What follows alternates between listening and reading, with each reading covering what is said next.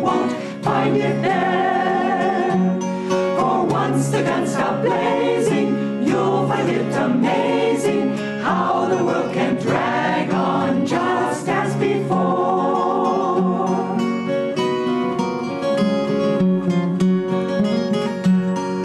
If you're seeking freedom in a marble mansion, oh, if you're seeking freedom, you won't find it there. For even when it's sunny, you'll be counting money, keeping up that showcase, your face lined with care.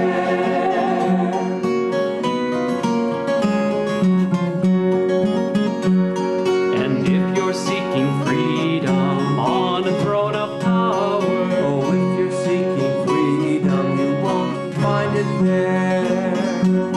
For though men all obey you, what if they betray you? Tense you'll be and waiting for foes everywhere.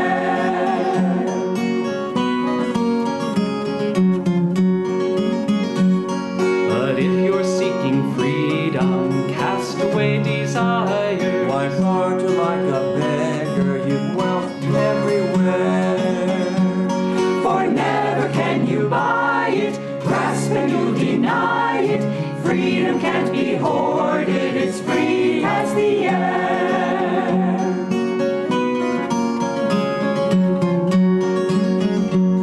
And if you're seeking freedom, seek it on the mountains. Got sunlight on your shoulders, the wind in your hair. For there's no one can hold you, toss about or mold you. Once your heart is free, you'll be king everywhere. For there's no one can hold you, boss about or mold you. Once your heart is free, you'll be king everywhere.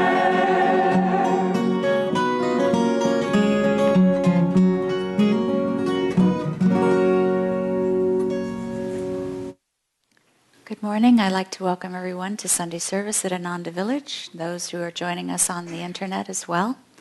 My name is Latika, and along with Nayaswami Devarshi, it's my joy to be able to be here with you this morning.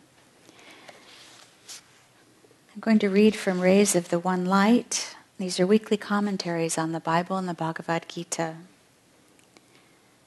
This week's topic is "The Law is Perfected in Love."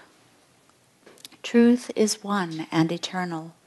Realize oneness with it in your deathless self within. The following commentary is based on the teachings of Paramhansa Yogananda. In the Gospel of St. John, chapter 1, we read, "The law was given by Moses, but grace and truth came by Jesus Christ." Grace means the power to rise spiritually.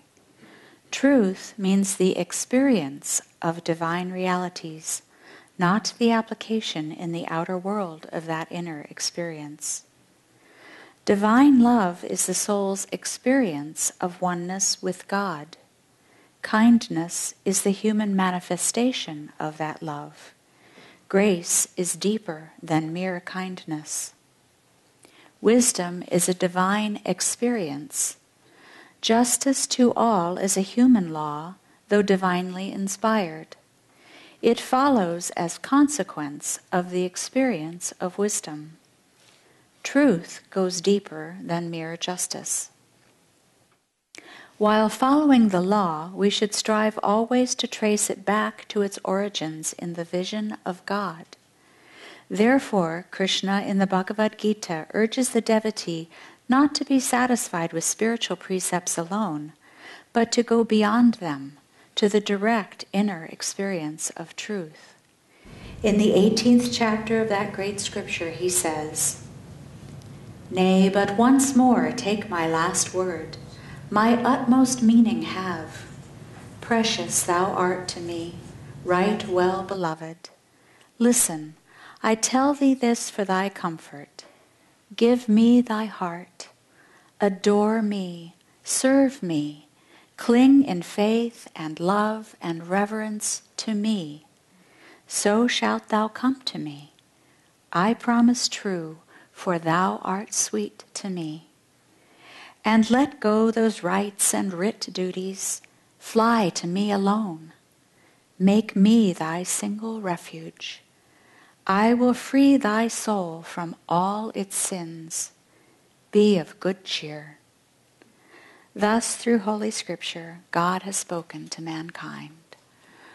Om, Om, Om.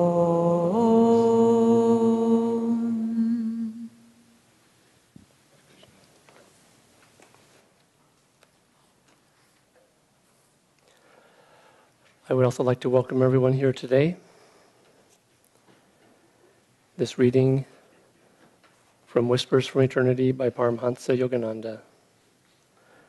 O divine friend, though the darkness of my ignorance be as old as the world, still make me realize that with the dawn of thy light, the darkness will vanish as though it had never been.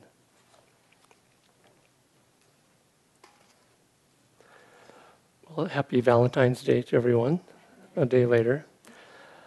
I don't know if it's a coincidence or not that Swami Kriyananda, when he came up with these subjects for these readings, the reading on divine love was on the same week as Valentine's Day. And I continue still all these years to be delighted that America celebrates so wonderfully a day dedicated to love, because we have all these holidays for winning this war and overcoming that war of independence, and we have Labor Day, and so it's all about labor and defense and very practical things. And then we have this holiday for love, and you would think the French, they could really get into something like that, and the Italians, but Americans, it's just very pleasing to see. I only heard Swami Kriyananda talk about Valentine's Day once, and he acknowledged that he was being irreverent, and he was a little dismissive of it. He said that, like all holidays, that I think Americans can also descend into shallowness. And he said that if you only knew the infinity of divine love, you would realize how shallow the more sentimental, sappy love, which is all too often celebrated, really is.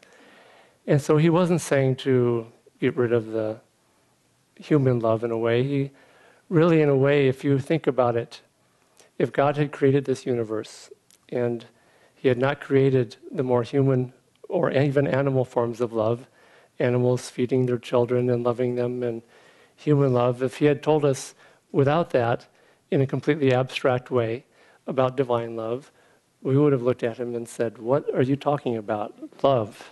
We have no idea what that even is. And so human love and the love that we have for children, parents, spouse, everything, in a way, it's almost like a breadcrumb trail that God has given to us to lead us to divine love. And so in a way, it's a starting point. It definitely is not the ending point, but it is a very important starting point on how to expand our love, to teach us what love is, to challenge us in human relationships, to test us, to help us to expand and grow. And so if we follow that breadcrumb trail throughout life, throughout millions of incarnations, we eventually find the fullness of divine love. And that's what the reading is about today. So I'm going to tell a few stories. And for those who aren't used to the stories from Hinduism and from India, some of these are very, very strange to the Western mind. So you just have to bear with me and put some things on the shelf. Whether to the extent that some of these are literally true or not, they are divinely true because they teach very divine lessons. And these stories are all relating to Krishna, who this reading today in some ways is I think almost the most oft-quoted passage from the Bhagavad Gita about worship me, adore me. And it's a really, truly universal thought. A few years ago, I had a strange experience. I was in Argentina doing some programs there for Ananda. And we went to this Catholic monastery, convent, started by a Catholic priest who was considered a saint. And it was very interesting to see above the altar there was a single eye with rays coming out of it, just like the spiritual eye. And when we went to the bookstore, they had a very charming practice where in the bookstore you could reach into a bowl that had all these different little sayings. And it was kind of like a fortune cookie kind of thing. You'd pick up a little piece of paper, and I picked mine up. And in Spanish, it said, "Worship me, adore me, and you will come to me." It was almost the exact words. It wasn't quite exact, but it was the exact same thought, which is universal. God wants our love unconditionally, wholeheartedly, completely. And all the human loves that we are given in our lives are really lessons to help us go in that direction more and more. Now, God understands the compulsion and the attraction of human love, so there's an infinite amount of compassion and understanding. And this is the first and maybe the most strangest story I'm going to tell, which I heard Swami Kriyananda tell this once, and it's about Vishnu, who Krishna, as in the Bhagavad Gita, is an incarnation of Vishnu. And Vishnu was walking through the creation. And this is partly what the Vishnu aspect of God, sometimes it more enjoys and appreciates the divine creation. And Vishnu was doing that. And Vishnu saw a mother pig suckling its baby piglets. And Vishnu was delighted and saw just the love that this mother pig was experiencing. And Vishnu wanted to experience that love. And he entered the body and the mind and became that mother pig. And it was overwhelming and beautiful and sweet, to the point that those other devas and gods who were on the tour with Vishnu couldn't get him out of that mother pig. He was enjoying it so much, he was stuck in that body. And they finally had to get the other two great of the trinity of Hindu gods, they had to get Shiva and Brahma to come down and say, "Vishnu, get out. You're so much more than this mother pig. And divine love is so much more than what you're experiencing." And eventually they had to kill the pig and get Vishnu out of there. But all this to say that God has complete understanding of how compelling human love is, even at times that it can be limiting. There's another story from the life of Krishna in the Bhagavad Gita, which is a good lesson in a direction for all of us to go to, which is to try to take this love that we feel and try to make it more and more divine, expansive, and less human and less personal. And it's the story of his beloved devotee Radha, who was his closest disciple, and they just had a beautiful divine relationship. And they were out walking, Krishna and Radha, in the forest one day, and Radha was getting tired as she was walking, and Krishna could read her thoughts and could sense that not only was she getting tired, but she was starting to have more of a human relationship to him rather than a divine one. And so just to test her, he said, "Okay, Radha, would you like me to carry you on my back because you're getting tired?" And she was her ego was very flattered that the Lord of the universe would pick her up on his back and carry her, and she felt kind of special about that, as I think all of us would if that happened to us. And she said yes, and so he said, "Well, jump on my back." And she jumped on his back, and after she leapt, he vanished, and she went right on the ground like a sack of potatoes. And she woke up from this delusion right away, and she knew that God was teaching her a very loving and kind lesson. And Krishna remanifested. And the way Swami Kriyananda puts it, they didn't have to say anything to each other about it. Radha smiled sweetly and just said, "I understand." And Krishna didn't have to scold her because, of course, God understands. And so the goal of life is continually to take the love that we feel, to make it more and more expansive, to make it more and more selfless. What is this word, selfless? Selfless simply is as we serve selflessly, as we love selflessly, as we give selflessly, the little self starts to dissolve and disappear. And we don't kill the self, we offer it and dissolve it into the infinite self. And you'll see that people who we think of as selfless tend to be very, very happy people. Why? Because they are no longer thinking of the little self, and they're no longer caught up in the ups and the downs and the pains and the sufferings of this little self. And in that, there is divine freedom, even immediately in that thought of serving others with complete selflessness, with devotion, with this expansive love that we're talking about. Even in that act, that process, that thought, there is a sense of freedom. With that sense of freedom comes divine joy or divine bliss. This is why Swami Kriyananda said that love is the first manifestation of bliss. And one of the reasons for this is that as we love, as we practice devotion, our hearts expand. We start to expand from this little self, become one with the infinite self. And in that expansion, we feel freedom, we feel bliss. Now, the other story is a longer one, and it's from the Mahabharata, the great epic that produced the Bhagavad Gita.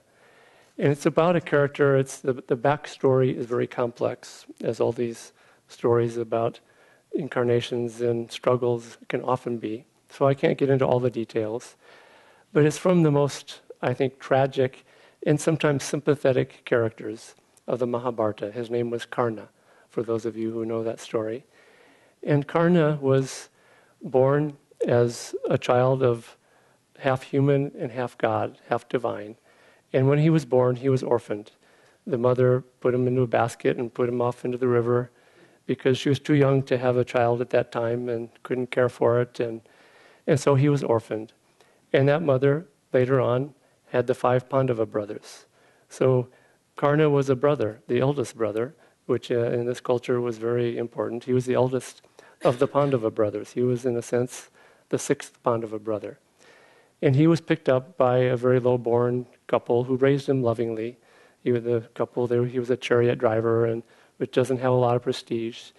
And Karna, just like the 5 Pandavas, he was divinely born, noble born, and he became a really, really great warrior in his life, one of the greatest on the earth. But he never knew who his parents were, and he never knew who his brothers were. And so in this epic of the Mahabharata, Karna, because he wasn't recognized, the bad guys in the story, the Kauravas,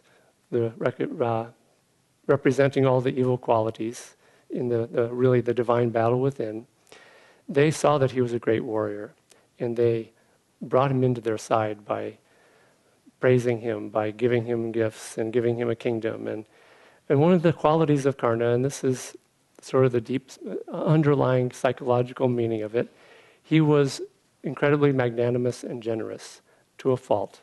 And because the bad guys were loyal to him, he gave his loyalty to them, and he kind of got in with the wrong crowd because of that. And it was due to a fault that was actually a divine quality also. And part of this was all played out for our own education in the end. So in the end, I think these great souls like Karna knew what he was going through. He knew what was happening, and he was playing the role. And eventually, the war, the great battle of Kurukshetra happened.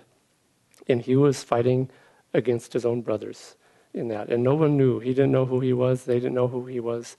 Everyone recognized that he was a great divine being in certain ways, and he was an extraordinary warrior. And the gods understood that if they had this war, and Karna was not weakened, he would never be defeated. And so they took advantage of his generosity.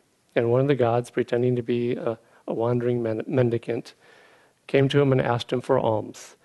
And Karna, who gave generously and completely, no matter what was asked of him, this god, disguised as a beggar, said, "I want your armor and your earrings," which he was born with armor on his body that was invincible and with earrings. And they're actually part of his body.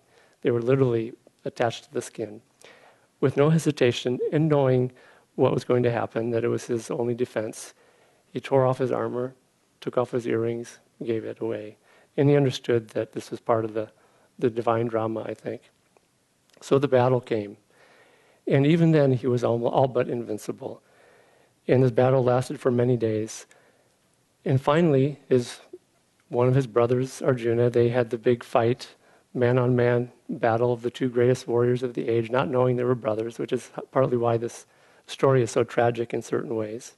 But it has a good ending. Because what happened finally, Karna was defeated, and he was dying on the field of battle. And when this great battle epic happened, whenever any one of the great warriors from either side was about to die, all sides, all parties stopped fighting, and they gathered around just to witness the transcendence of someone who had been a great warrior and had achieved victory over themselves, really. And this is how Karna achieved that victory. Krishna, who was Arjuna's charioteer and guide and wise counselor, He understood that Karna could not die until all of his good karma had been used up. And he had nothing left. His body was filled with arrows. He was dying. But Krishna understood that as long as he had spiritual merit and good karma, which he did, he also had a lot of bad karma for running with the wrong crowd for so long, like a lot of us do, I think. And so Krishna went up to Karna and disguised himself as a beggar, understanding that Karna was generous to a fault. And I think Karna knew who Krishna was. I think he couldn't hide that from Karna. And so Krishna came as a beggar and asked for alms. And Karna said, I have nothing to give. And he didn't. He was the most generous person in the world. If he had anything to give, he would have given it. And Krishna looked at him and said, you do have something to give. He said, I want all of your spiritual good karma, all of your merit. And Karna, without any hesitation, smiled in blessing to Krishna and said, I give you all the spiritual merit that I've gained, all that I'm gaining, and all that I will gain in the future. And he gave that to the Lord. And the reading that we had today from the Gita is about giving everything to the Lord. And so he gave all of that to Krishna. That was the first test that Krishna was sort of asking Karna to pass. And the second test I'm not going to get into. It's even more brutal than the other two. And it's not for Valentine's Day. But it was an extraordinary test. And when he passed that test, Krishna appeared to Karna in his infinite form. And those of you who know the Bhagavad Gita, he only appeared in his infinite form to one other person in that whole epic, and that was Arjuna, his greatest devotee of all. And so he blessed Karna for that generosity of spirit that was continuing. And then, because of that generosity and that giving of all his spiritual good, imagine if someone came up to you and asked you, will you give me all of your spiritual good karma from the past, present, and future? That would be quite a challenge to test our generosity. So this is what Krishna was testing, was how unconditional Karna's giving really was.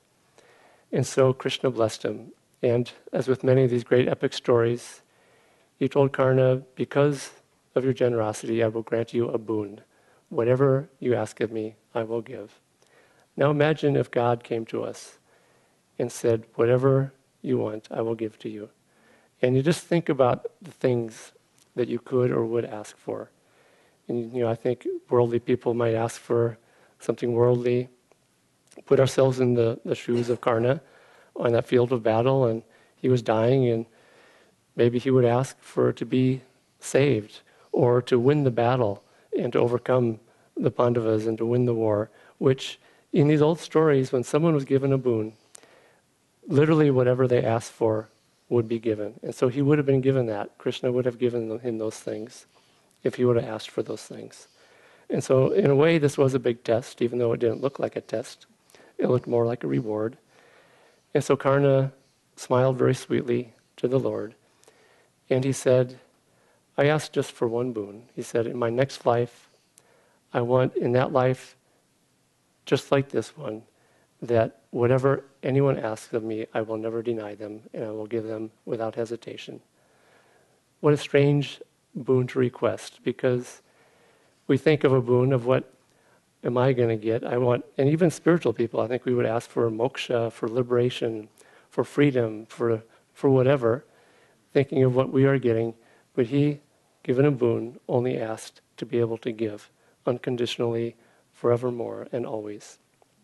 And so, at that point, the battle ended. Karna left the body. And Krishna later said that Karna didn't have to have a new lifetime. This was his liberation from all lifetimes, because he had passed that final test of complete selfless giving, selfless generosity, and divine freedom, and complete selflessness. And this really is the way to divine freedom, is to take this human love of, which sometimes is, petty, sometimes thinking of ourselves, sometimes thinking in a more intensely personal way, and to not deny that, but to use it as a breadcrumb trail, as a thread, to help us to become ever more selfless, ever more unconditional, ever more free. In Yogananda's poem, Samadhi, where he talks about these vast states of divine freedom and union with God. He said that comes about through divine bhakti or divine devotion. He said that devotion in the end is what expands our hearts and helps us to understand that becoming godlike is not achieving and climbing some mountain and conquering even ourselves, although there is some part of that in this battle. It's really about overcoming the thought of self. And the way that we overcome that thought is simply by directing our devotion and energy more upward and divine rather than outward and personal. In this whole epic of the Bhagavad Gita and the Mahabharata, Paramahansa Yogananda said that all of the characters in that book were actually representing divine, or not divine, but human qualities, sometimes divine, sometimes worldly. And he said that Karna represented the quality of attachment. And I think as a character of divine attachment, he probably also understood that that's what he represented. And he knew that the way out of attachment was to change the direction of that flow, because the way Swami Kriyananda put it, he said that the way of freedom from attachment is generosity, expansion, and giving to God. And in that epic of the Mahabharata, Swamiji said that Karna, yes, he represented outward attachment, but because he was the divine brother of the divine Pandavas, he also represented divine aspiration and complete generous giving. And that's why he had those qualities kind of warring in themselves. And as Swamiji pointed out, that both of those qualities, attachment and divine selfless giving, are centered in the heart center. In yoga, this is the heart chakra. And simply one of them, attachment, is that energy flowing out into the world, into grasping, into attachment, into clinging in a more personal way. The other one, very simply, is just the reversal of that flow of energy, offering that same heart's energy inward and upwards to the divine. And this is the millions of incarnations long process that we go through. Karna represented the ultimate, sort of the grand finale of that process, which is something wonderful to look forward to. So on this Valentine's Day weekend, let's look at human love as just a stepping stone, something to help guide us. It's not the ultimate, it's not the end, it's going to be always imperfect. And I think God sort of makes it that way just to keep us partly on our toes, but also to kind of guide us to never settle for less. Never settle for less than the greatest, most infinite love. I'm going to close with a reading from Paramahansa Yogananda.